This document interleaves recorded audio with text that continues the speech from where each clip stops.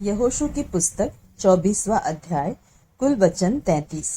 शेकेम में यहोशू का अंतिम आदेश। फिर यहोशू ने इसराइल के सब गोत्रों को शेकेम में इकट्ठा किया और इसराइल के वृद्ध लोगों और मुख्य पुरुषों और न्यायियों और सरदारों को बुलवाया और वे परमेश्वर के सामने उपस्थित हुए। तब यहोशू ने उन सब लोगों से कहा, इसराइल का परमेश्वर यहोवा इस प्रकार कहता है, प्राचीन काल में अब्राहम और नाहोर का पिता तेरह आदि तुम्हारे पुरखा परात महानद के उस पार रहते हुए दूसरे देवताओं की उपासना करते थे, और मैंने तुम्हारे मूल पुरुष अब्राहम को महानद के उस पार से ले आकर कनान देश के सब स्थानों में फिराया और उसका वंश बढ़ाया और उसे इसहाक को दिया। फिर मैंने इसहाक को याकूब और एसाव दिया, और एसाव को मैंने सेईर नामक पहाड़ी देश दिया कि वह उसका अधिकारी हो। परंतु याकूब बेटों पोतों समेत मिस्र को गया। फिर मैंने मूसा और हारून को भेजकर उन सब कामों के द्वारा जो मैंने मिस्र में किए उस देश को मारा, और उसके बाद तुमको निकाल लाया। और मैं तुम्हारे पुरखाओं को मिस्र में से निकाल लाया, और तुम समुद्र के पास पहुँचे, और मिस्रियों ने रथ और सवारों को संग लेकर लाल समुद्र तक तुम्हारा पीछा किया। और जब तुमने यहोवा की दुहाई दी, तब उसने तुम्हारे और मिस्रियों के बीच में अंधियारा कर दिया और उन पर समुद्र को बहाकर उनको डुबा दिया। और जो कुछ मैंने मिस्र में किया उसे तुम लोगों ने अपनी आंखों से देखा। फिर तुम बहुत दिन तक जंगल में रहे।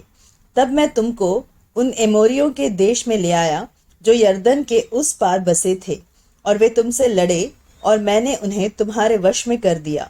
तुम उनके देश के अधिकारी हो गए, और मैंने उनका तुम्हारे सामने से सत्यानाश कर डाला।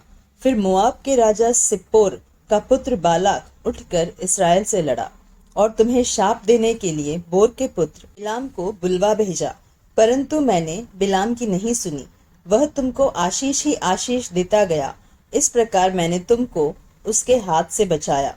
तब तुम यरदन पार होकर यरीहो के पास आए, और जब यरीहो के लोग और एमोरी, परिज्जी, कनानी, हित्ती, गिरगाशी, हिब्बी और यबूसी तुमसे लड़े, तब मैंने उन्हें तुम्हारे वश में कर दिया। और मैंने तुम्हारे आगे बर्रों को भेजा, और उन्होंने एमोरियों के दोनों राजाओं को तुम्हारे सामने से भगा दिया।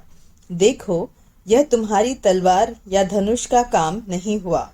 फिर मैंने तुम्हें ऐसा देश दिया जिसमें तुमने परिश्रम न किया था, और ऐसे नगर भी दिए हैं जिन्हें तुमने न बसाया था, और तुम उनमें बसे हो। और जिन दाख और जैतून के बगीचों के फल तुम खाते हो, उन्हें तुमने नहीं लगाया था।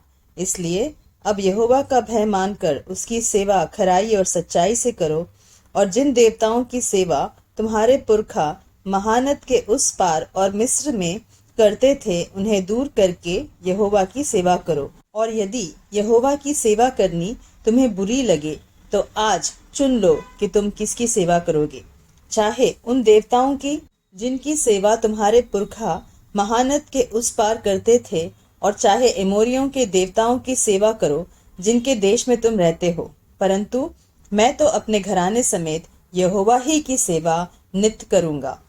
तब लोगों ने उत्तर दिया, यहोवा को त्याग कर दूसरे देवताओं की सेवा करनी हमसे दूर रहे, क्योंकि हमारा परमेश्वर यहोवा वही है जो हमको और हमारे पुरखाओं को दासत्व के घर अर्थात मिस्र देश से निकाल ले आया, और हमारे देखते देखते बड़े बड़े आश्चर्य कर्म किए, और जिस मार्ग पर और जितनी जातियों के मध्य में से हम चले आते थे, उनसे हमारी रक्षा की, और हमारे सामने से इस देश में रहने वाली एमोरी आदि सब जातियों को निकाल दिया है।